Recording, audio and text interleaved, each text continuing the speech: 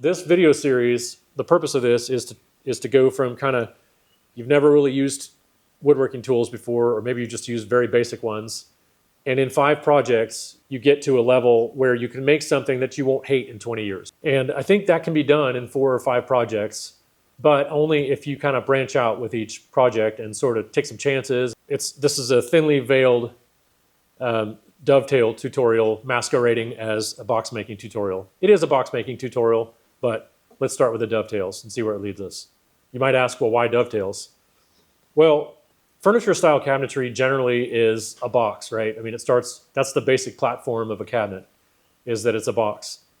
And I can't think of a better joint in terms of beauty and strength. I would venture to say there is no better joint. You Japanese craftsmen can contradict me on this, but for strength and beauty than a dovetail. And it's a mechanical joint that even without glue or any type of metal fastener, it's an immensely strong joint.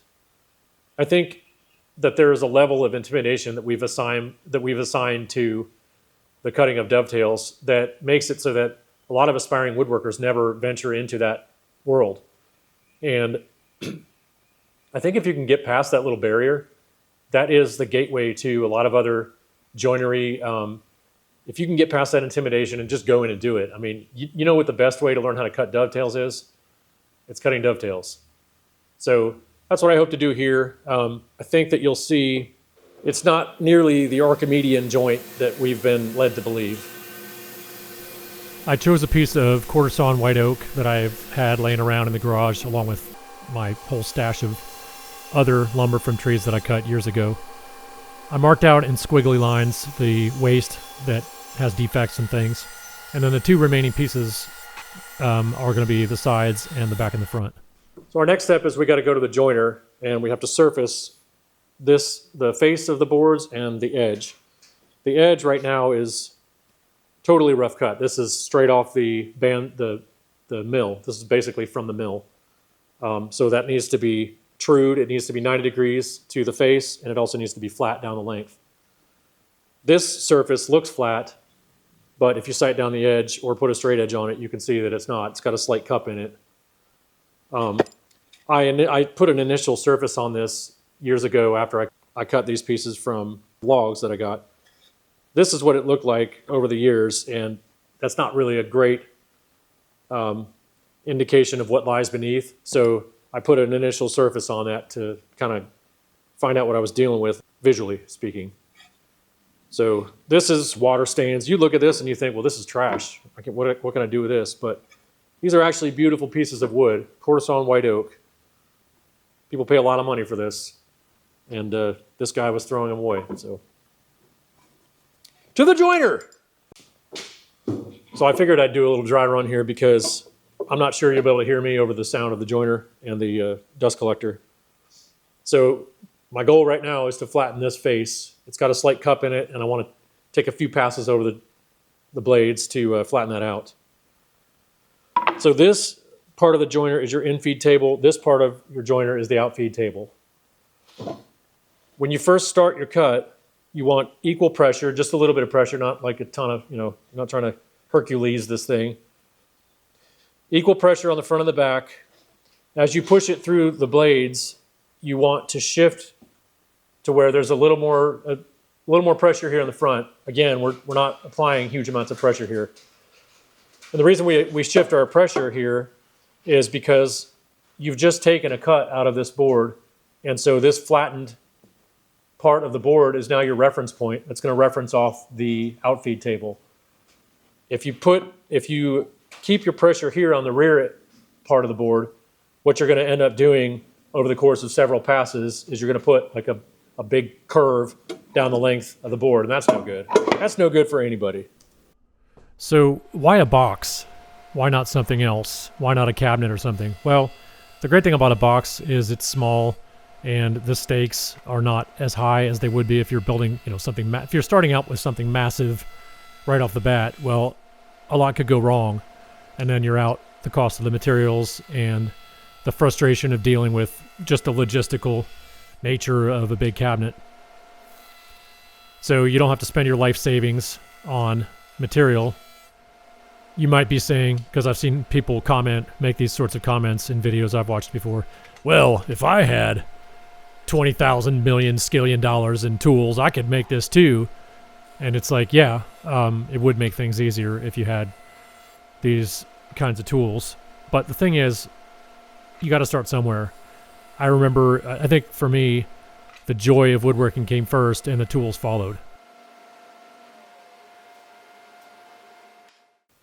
So the next thing we want to do is we want to cut these boards to their kind of semi-final height.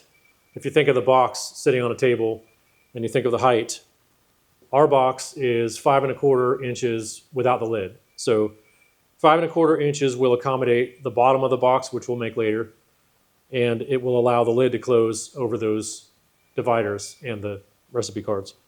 So we're going to set our fence to the blade.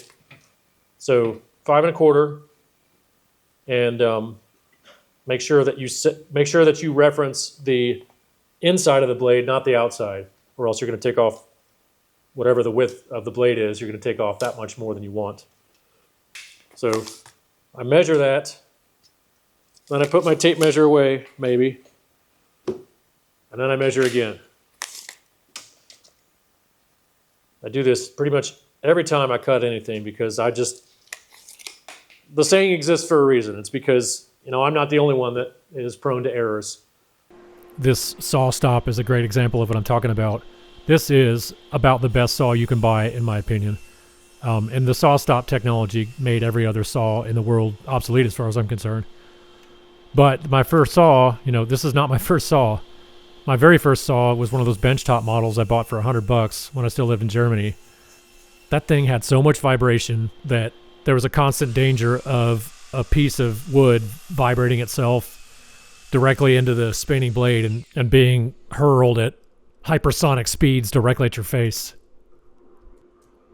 I square off every board on the miter saw, and then just to keep track of which side is actually square, I mark an S. So what I've done here, you can see I put a kind of a memory block here. So I measured 7¼ which is the outside width of the box. That's the length that the front and the back of the box need to be.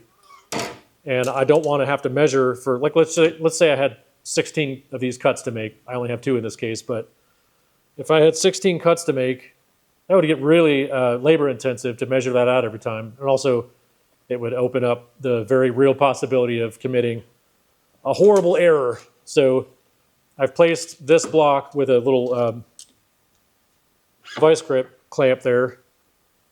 I've placed that 7¼ of an inch away from this side of the blade, not the other side, this side of the blade, so that I can do duplicate cuts and ensure that they're exactly the same length both times. So I'll make sure I put my square edge that I just squared a second ago on this reference point.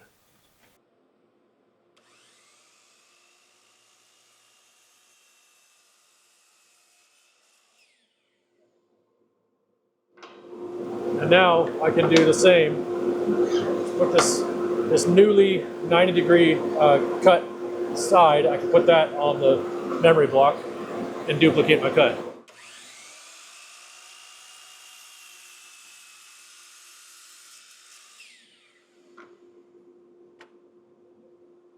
The size of my front and back pieces is determined by this card here, this divider card.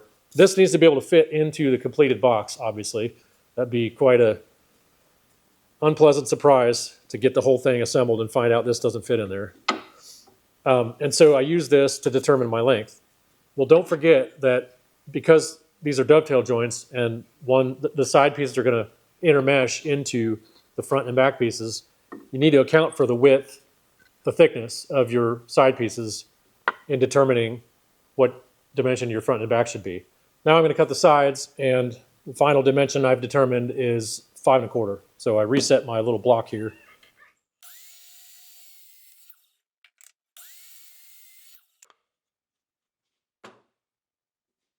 These are the tools that I use pretty much with every project.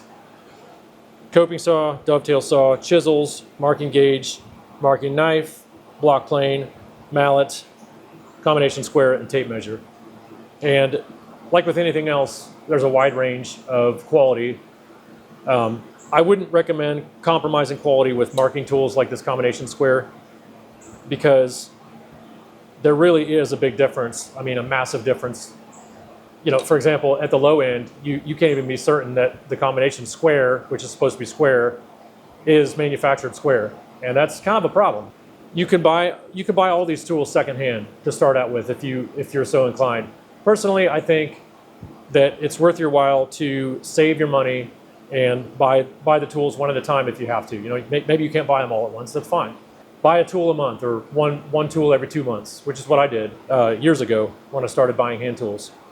Buy the best you can afford reasonably. I realized that money can be tight. You know, it's like, well, I can't justify spending this kind of money on this. I mean, I've never had a problem justifying buying an expensive tool. I want to buy the tool one time and never have to buy it again. And I also want to, there's a joy and a great pleasure in using tools that work like they're supposed to work, you know. And so I never minded. I never felt like I had to justify to myself buying an expensive tool or expensive piece of equipment. So like these chisels, for example, these were probably, I don't know, $800 for the set of 5, I think it was. And I mean, I never regretted for a second spending that money on these chisels.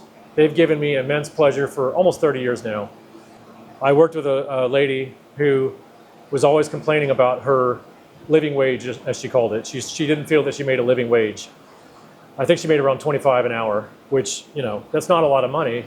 But the same time as she was complaining about the living wage, she was buying 3 monsters a day from the vending machine, that's $12 a day. I mean, that's a lot of money.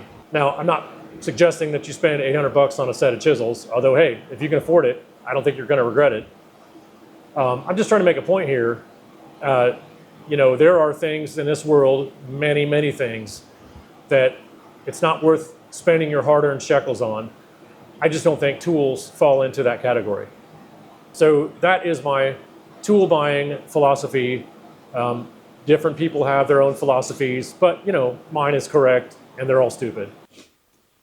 One important step in the cutting of dovetails is we want to keep track of which piece is which, which becomes really important later. So I want to kind of orient these in a way that seems best. One of these pieces had worm tracks on it, this one here. So I don't want that on the top. So we get these arranged how we want, and then I want to number all of them. So I'm going to label these two number 1, number 2. A lot of dovetails, the cutting of dovetails is just prep and keeping track of the pieces. So these are all numbered. And the next thing I'm going to do is I'm going to set my depth gauge. These pieces are all the same thickness, so luckily for this project, I only have to have one depth on all these. So what I'm doing here is I'm just setting my depth gauge. I want this to be pretty much exactly the same thickness as the piece. The face and the edge need to be marked. It'll become clear why we're doing this very soon. I find the center of the board with my center finding ruler. Then I'll put tick marks about a 1/2 inch in from either side of the board. Next, I mark out my middle tail, and it's no specific width. I just kind of eyeball it. And then I'll go to either side of the board and I'll mark out the outer 2 tails. And then I'll mark out the middle points to indicate the placement of my final 2 tails. I realize this seems very arbitrary and unscientific. I know, guilty as charged. There are much more methodical ways of doing this. I'm lazy, and so I sort of eyeball it.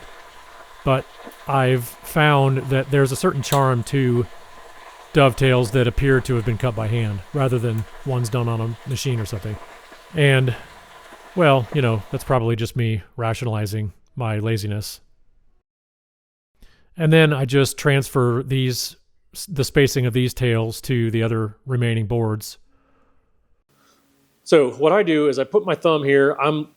I favor my left hand. I can saw with both hands. I've kind of trained myself to be able to do that because there are some times where you don't have a choice. But I favor my left hand. My method is I put my thumb off the front edge of the piece of wood. I plant it there. I don't let it move. And then making sure that my first few strokes are exactly straight along this line right here. This line is not critical for the tail portion of the dovetails. You'll see why later. Just trust me. If you kind of want to use that as a guide, a general guide, but if you deviate from that line, that's fine. This line though, you'll have problems if you don't stay true to that line. So plant your thumb, and then I'm going to start my cut here. I'm kind of in an awkward position because I'm trying to get this shot. So you'll have to deal with my technique here, or lack thereof. I want to position the saw against my thumb, and then for the first few strokes, I'm kind of pulling up on the saw so there's no weight. I'm just trying to get this cut started, right? There's barely any weight at all on the saw, including the weight of the saw itself. I'm supporting that even. Okay, we got it started.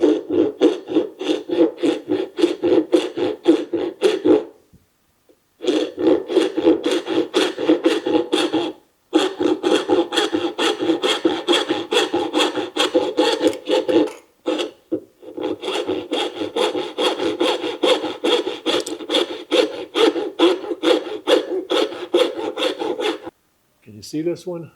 Yep. Post your thumb there. Don't let it move. Guide the saw against your thumb.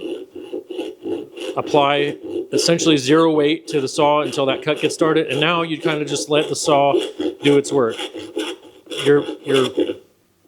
It's hard for me to get the correct technique in here because of the camera tripod. But you try to do a jackknife motion here. Your arm, your forearm, your shoulder, your arm is all in one concerted motion to push the saw in a straight line. You don't want side-to-side movement because then your saw is going to bind in the cut. You also don't want to death grip the hand grip here. I feel like you're getting shots of my head here. I hope that's not the case.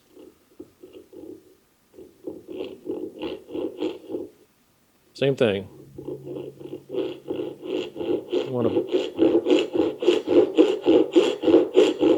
make sure that saw kerf is exactly in line with that 90-degree line.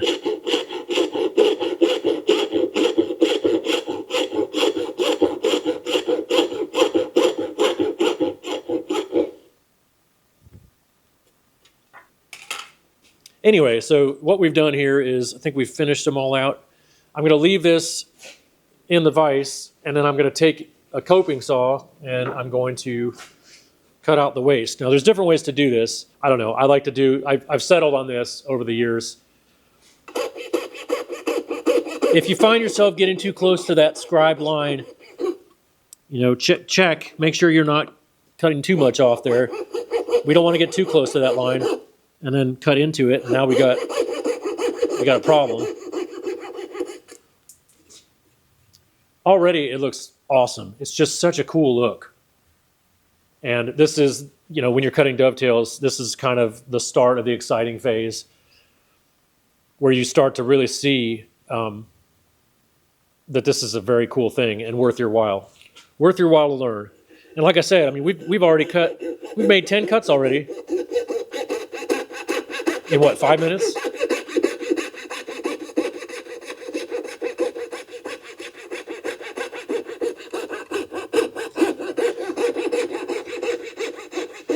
This is, I meant to talk more about this Lie-Nielsen dovetail saw. It's, I think, around $100. You can get a saw for less than that, and it'll cut. I've had saws that were cheaper. You don't have to go all out the first time, although I would suggest it. I would suggest buying, this is my general philosophy regarding buying tools. Hand tools, doesn't matter. Power tools, it's the same. I would buy the best you can possibly afford. And if you can't afford it right now, wait until you can afford it. Save up for it. That seems to be a lost art nowadays. People want something right now. I mean, I get it. I get seduced by that concept as well. I want it right now. I want it now. But I can tell you that all the hand tools, most of the hand tools that you see on the wall behind me, I bought one at a time. I'd spend half my paycheck on them over the course of years. I mean, I'd buy one every 2 months or so. I think that was about the pace. What I'm about to do is I want to cut. This is waste here. As you can see, well, I didn't mark it, but I'll mark it here just so it's clear. This here is waste. That needs to be cut out, and I'm going to cut most of that out with a saw. You could just go in and cut all of it out with a saw. In fact, maybe I'll just do that. That's why I want to get this as level as possible, because ideally, over the course of time and practice, your eye gets trained. You train your eye, kind of. It doesn't take that long either, to cut a straight line. And we'll see if I'm just full of crap here or if there's some merit to what I'm saying.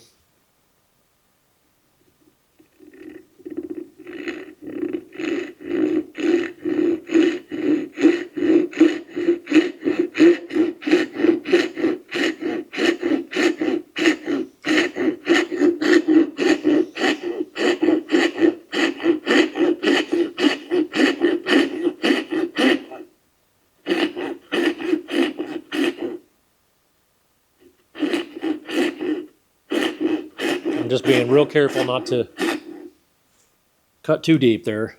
You can hear it as it approaches.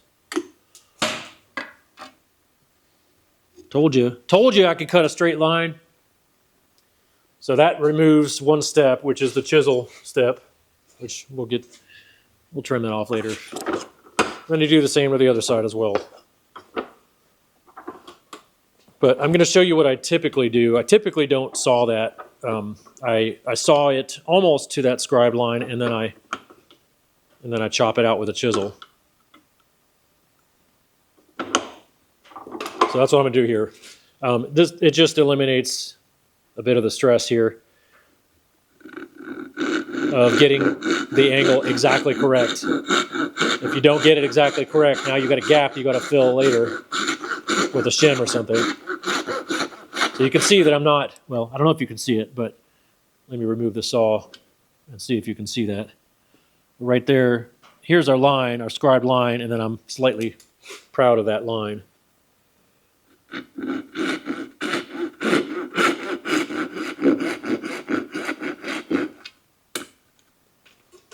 So now I'm going to get my chisel.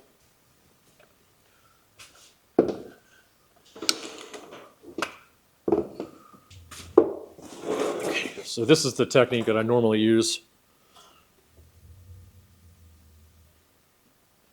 You notice how, I hope you notice, I can put the blade of this chisel in that, which this is one of the reasons we scribe instead of doing a pencil line. Remember when we marked out the depth with our depth gauge? So I place that chisel, move that over, right there in the microscopic groove that we've created with that marking gauge. And then I make sure to hold this thing straight. I'm just chopping this out. You need to have sharp tools for this.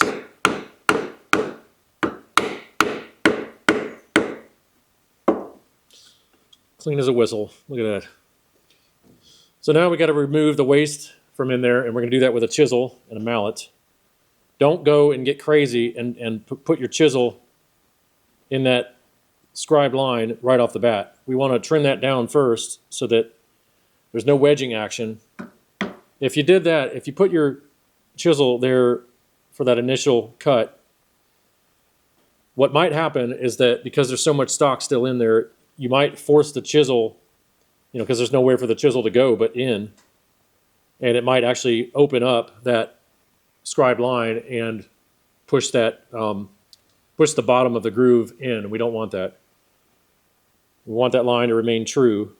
So I'm going to just kind of work my way up to it, trying to keep that chisel straight up and down, and then go all the way to the bottom of the board.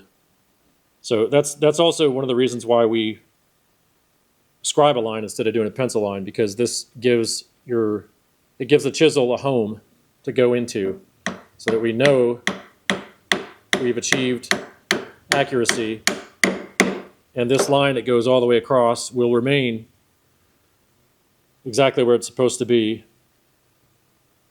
in preparation for our pins.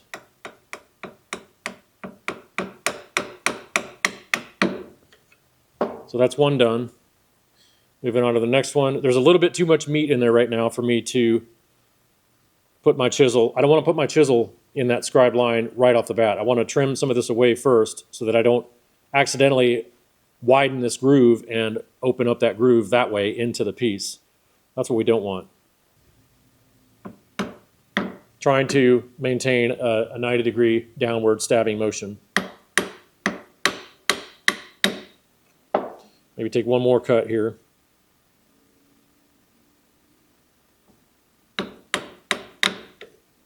We scribe a line with our marking gauge. There's a couple reasons we do that. One, because it's a great way to easily duplicate the exact same depth all the way around the pieces. Another great reason is because it's a very thin razor line, and so you know it's going to be accurate. I mean, this is far thinner than a pencil line would be. And then a third reason is because this scribed line gives you a home for the point of your chisel. So once we've removed enough meat from the tails, between the tails, I can position the edge of my chisel in that groove, and making sure that the chisel is 90 degrees, I can give it some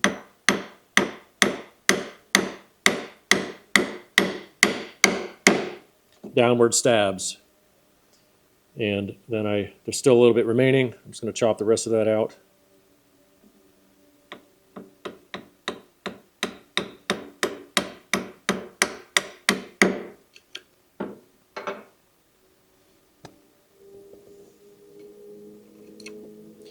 I'm going to do the same thing for the rest of these.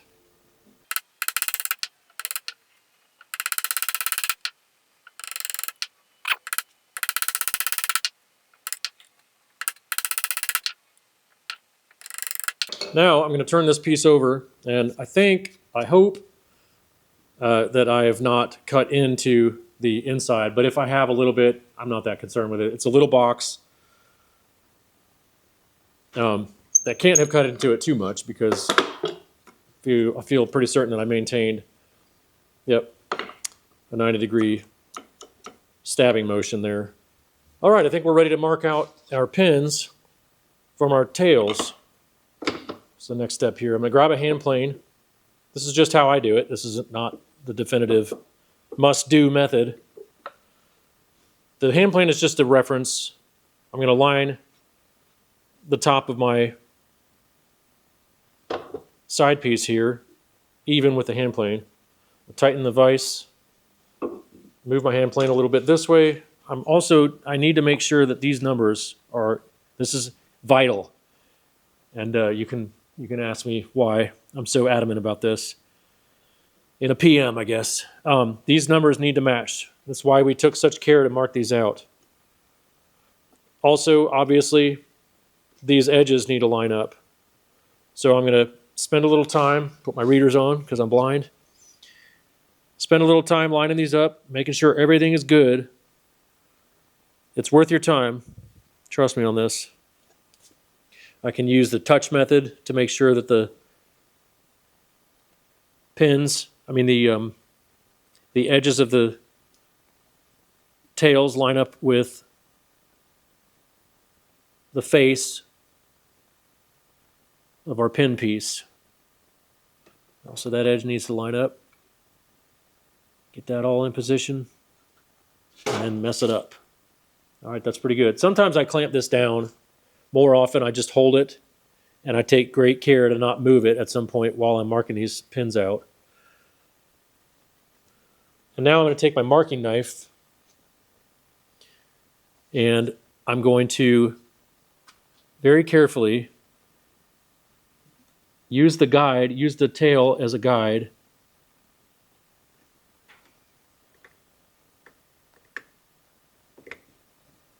You may wonder why we don't just use a pencil. Well, it turns out that a pencil line, even if it's sharp, is thicker than you might think.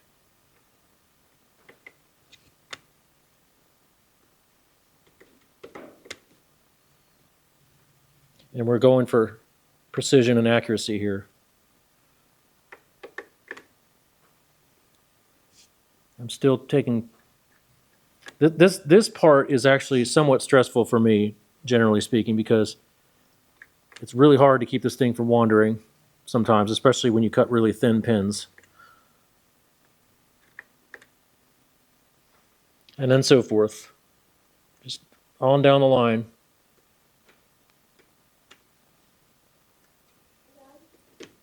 All right.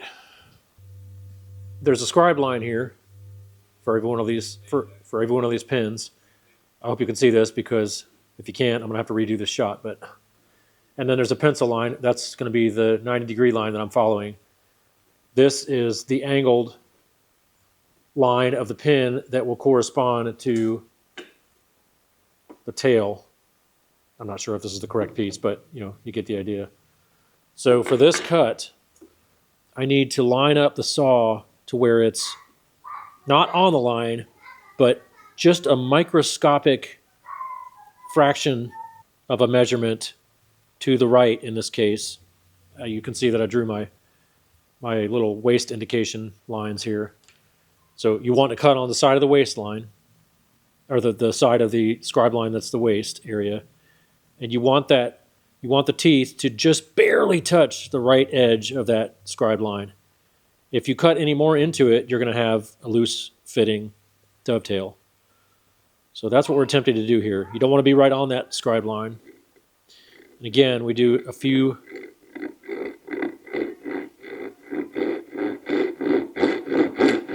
light strokes to get our cut started, and now we can get down to business.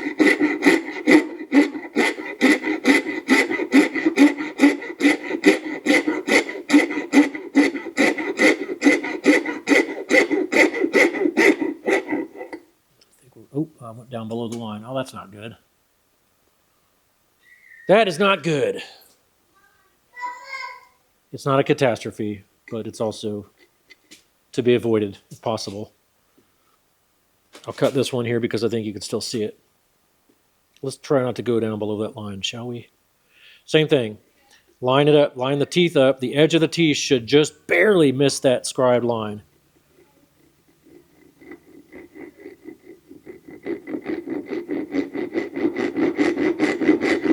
I think we got it on that one.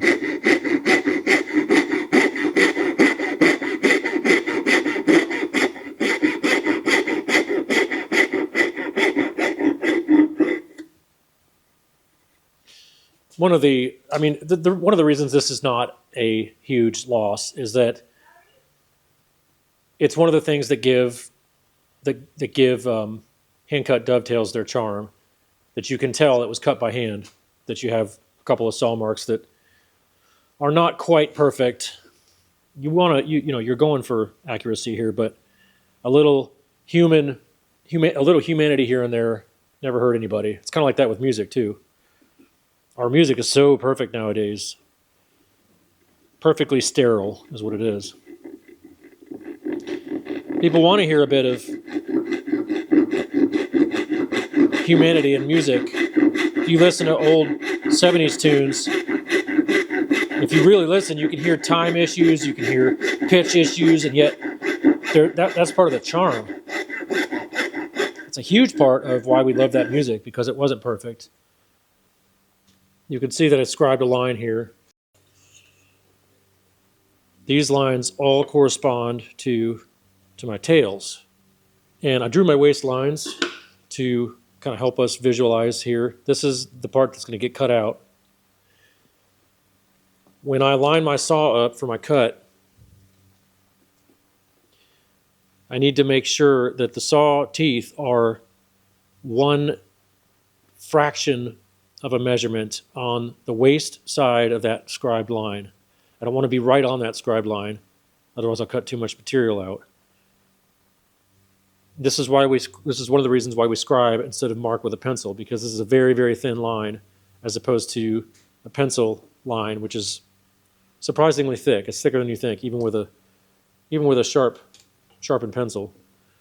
So I want to be a microscopic bit to the right, in other words, the waistline of this scribed line. And I want to do the same as before. I want to take a few easy, light strokes until we get our cut started. And now we can get down to business here.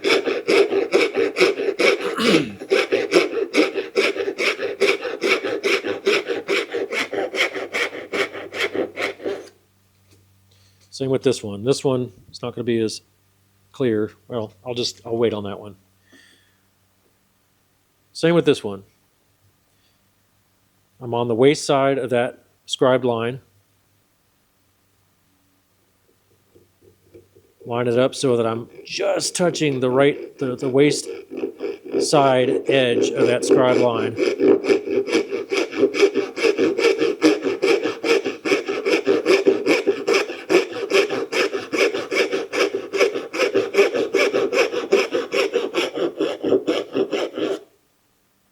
And that is it.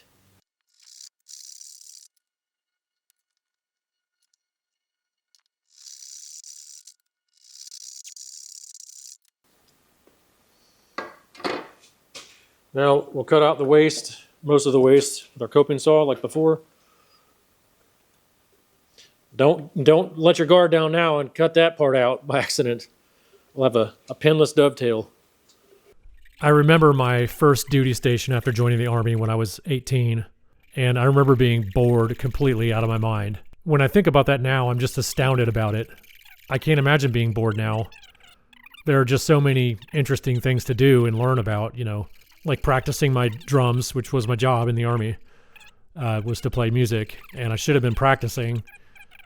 Or there was another thing that I think about, especially as it pertains to that specific duty station, was that there was a public wood shop directly across the parking lot from my barracks. And I could have been going there every day. And this was before I got into woodworking, before I met my great friend Dave Witt, who taught me how to be a woodworker. I could have been doing all this at this time, and instead I was very busy being bored.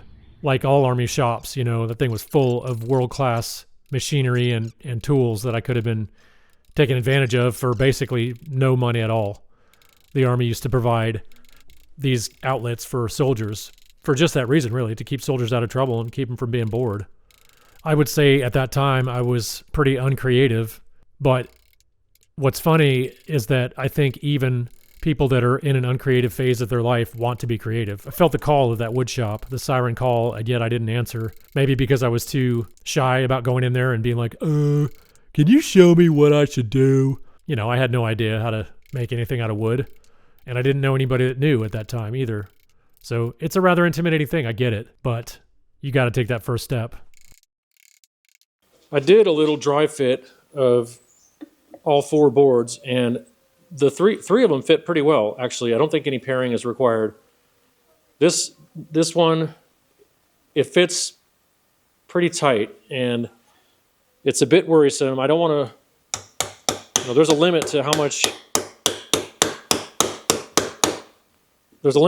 force I want to apply to get these things to go together.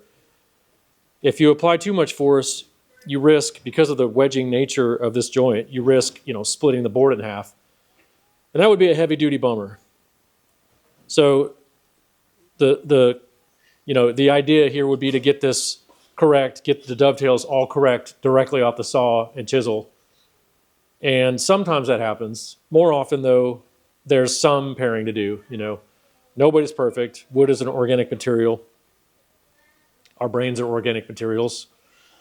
And maybe there's somebody out there that gets it right every time. I've never met that person.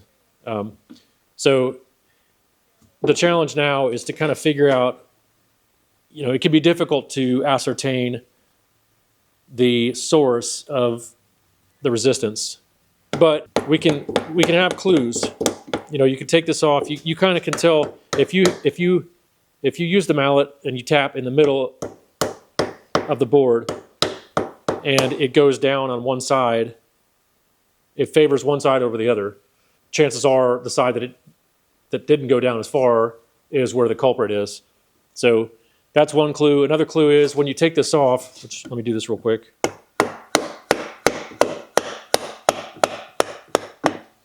You take this off and you look at the pins or the tails and you see that there's like a scuffing, like a lot of scuffing, a lot of discoloration. Chances are there was a whole lot of resistance and friction there. You might want to address that. Don't get overzealous though. You can accidentally remove a little too much material and then you've got a different problem. You've got a time-consuming repair on the other end. So we're going to see.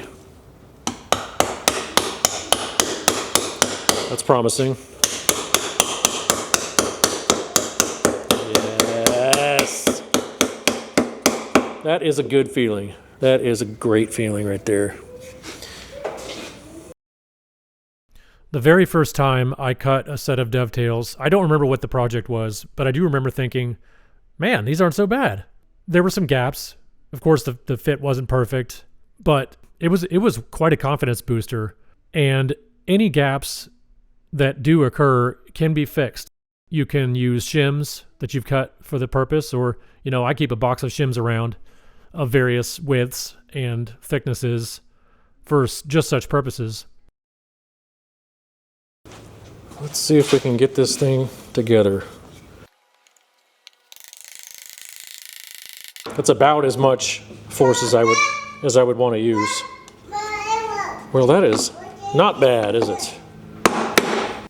So I'm going to kind of position this 1/4 of an inch from the bottom of the box. And I want to make sure this is the tallest. There's these divider cards, and then there's the actual recipe cards. These are the tallest. And I want to make sure that where I've kind of pre-positioned the bottom, that it can still accommodate those cards and have the lid still shut. So it can in this position. So I'm just going to put a couple tick marks. That's where I'm going to bevel the edges of the bottom once I get the bottom cut to size. And so they'll fit into that slot. So I'm going to use those tick marks and set my ruler, my combination square here, where my marks are. I'm going to, as always, verify. Trust, but verify. Actually, I don't trust myself, so I'm just simply verifying. I'm still good there. So the bottom piece, because it's going to fit inside a groove that we're going to cut on the inside perimeter of the box, it needs to be oversized. It needs to be 3/8 more on the width and 3/8 more on the depth. So it's 4 1/8 right now on the depth. So we'll make it 4 4/8, which is 4 1/2. So our new measurement for the bottom is 4 1/2. This is what we need to cut on the table saw. The inside width is 6 1/8. We need to add 3/8 to that. So same, 6 1/2. So this new measurement should be 4 1/2 by 6 1/2. I'm going to start with the edges because there will be tear out at the end of the board, like not tear out, but blow out. So I'm going to start at the edges, on the edges, do both edges first, and then I'll finalize with the long grain. This doesn't have to be exact. This is not a precision, you know, these lines are they're just indications of how deep we have to go. They're just a reference point, that's all.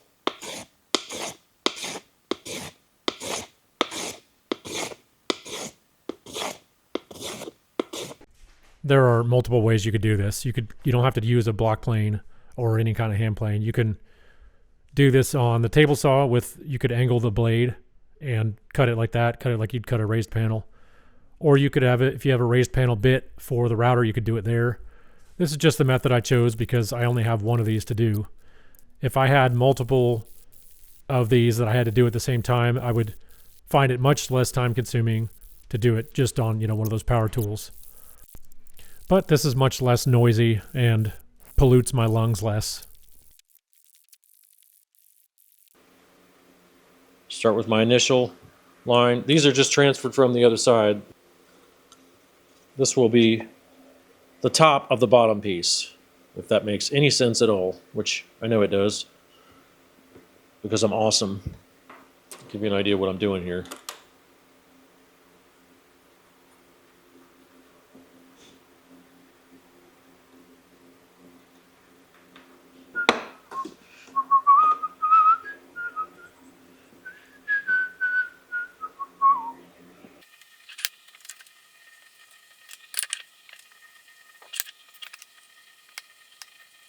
I'm going to kind of quasi-assemble these and make sure that this is correct. I see all my numbers on the top here. And we got the right pieces marked? Yes, we do. And you can see that I put an arrow on all of these pieces to indicate what I want to see as I run these pieces through the table saw. This arrow points at the fence. This is a habit I developed years and years ago to avoid very costly errors in terms of time. So I want to, every time before I run the board through the table saw, I want to see that arrow pointed at the fence. And if the arrow was on the wrong side, I wouldn't see it at all. If the arrow was on the correct side but pointing out, I would know that I was wrong and I would turn the piece around before I ran it through the blades, ideally. This table saw operation is, I'll admit, somewhat scary to me because I've already cut all these dovetails, and I sure would hate to make a mistake now. A table saw can be a blunt force trauma type tool that it can make a mistake that's kind of hard to recover from. One thing I do is I make sure that I'm paying attention to those black arrows that I marked on each piece. If you notice, you can also see that there's marker indications that I put on the insert for the table saw. That just kind of tells me at what point the blade protrudes from the saw so that I can get an idea of where I need to drop the piece on and pull it up off of the blade. I don't go all the way through with the blade because I don't want that table saw groove to go down the length of the board and mar the tails or the pins. So I'm going to do this, rough cut these out on the table saw, and then I'll finish those grooves on the workbench with the chisel and mallet. I'm going to start with a stabbing cut here to extend out this table saw cut. Obviously, I didn't want to take the table saw cut too far out because I was afraid of making a negative visual impact, shall we say, on the end of this pin. So I'm going to make a stop cut. If I just start stabbing here, I'm going to split this grain. It's going to want to follow all the way to the end. So I need to make a stop cut. Cross grain, and I'm just going to take a little bit here. A little bit at a time, that's the key here.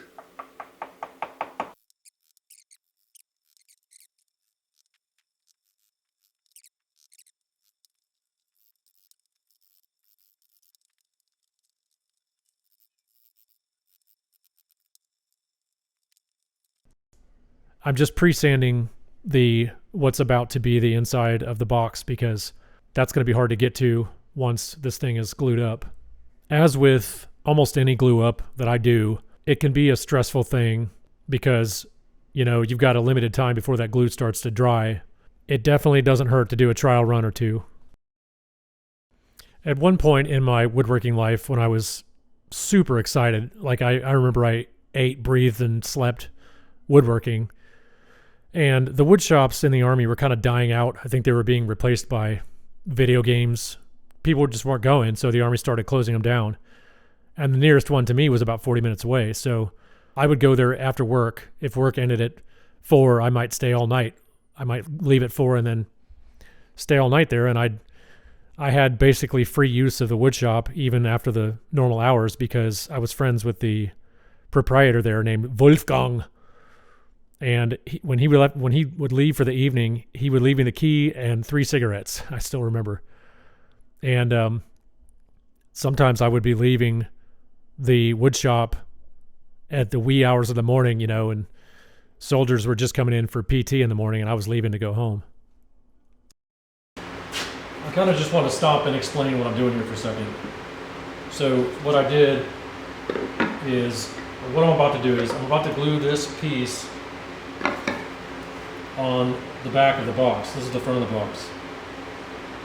I want to glue this piece on here, and this will be the piece that the hinges sit on, and then the lid will swivel on that back piece. And I wanted to get a continuous grain pattern, so I cut both of these pieces from this one piece. And I want some overhang of this lid over the box, and I settled on, just from visually moving this thing around, what was most pleasing to my eye is about 5/16 of an inch of overhang all around. So front, overhang front and back, and then overhang on the sides. And then, eventually I'm going to bevel the back, the underside of this lid, so that it has a nice pleasing backwards bevel, I guess. You'll see. Here I'm just marking out where I'm going to drill the holes for attaching this back piece of the lid to the box.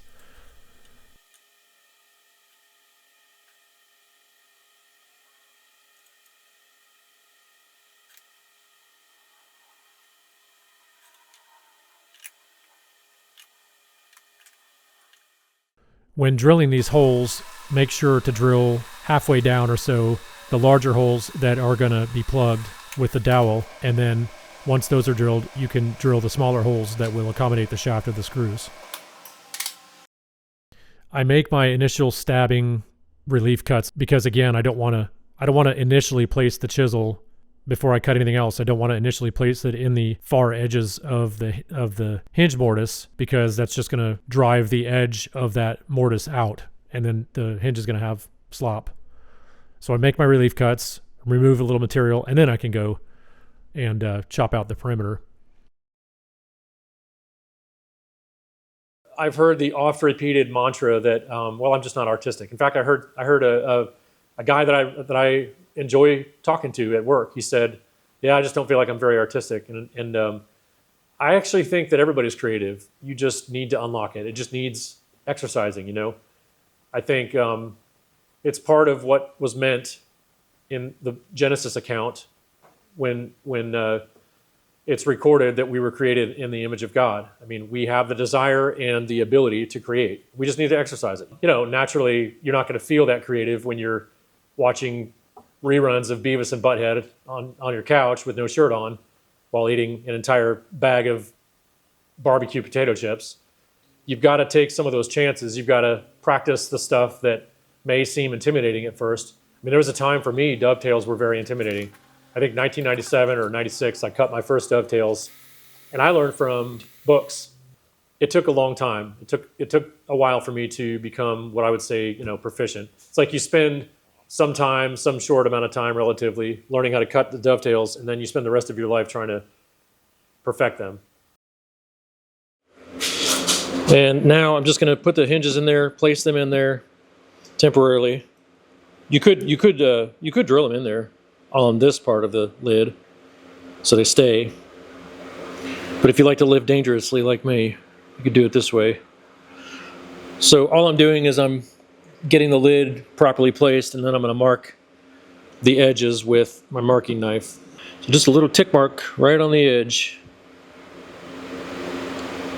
Right like that. Again, I don't want this to move while I'm doing this. I won't have a wonky lid.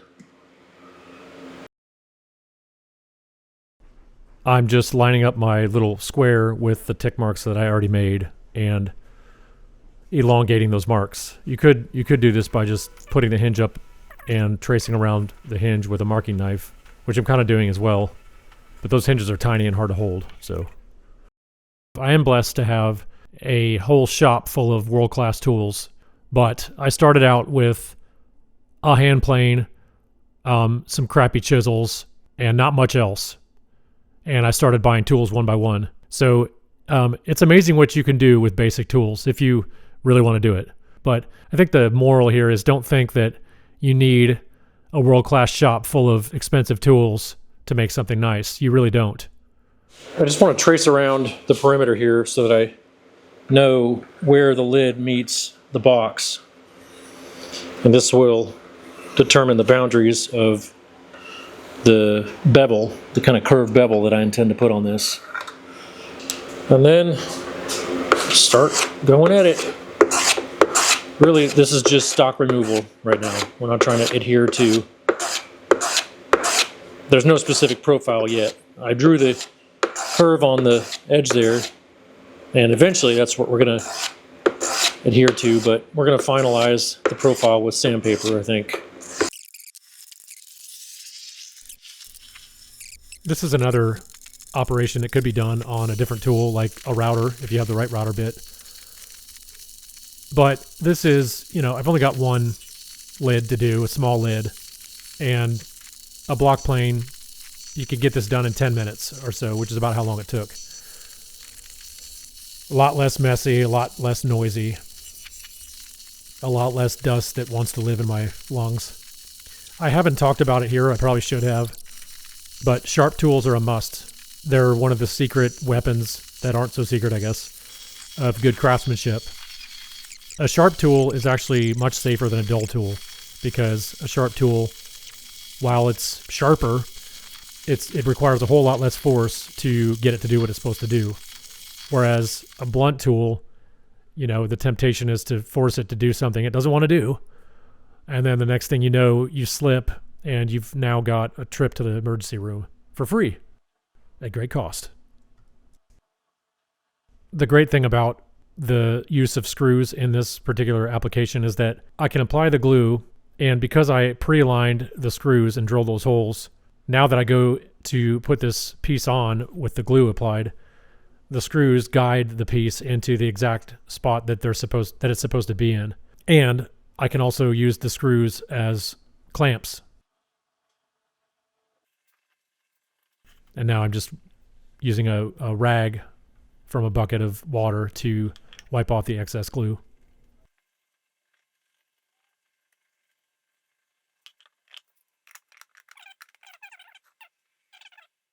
So now I'm gluing these in. I take a chisel and I put a slight taper, just a slight one, on the end of each dowel. The last thing I need as I'm trying to hammer these things home is for them to be reluctant about going home. I'm using a flush cut saw.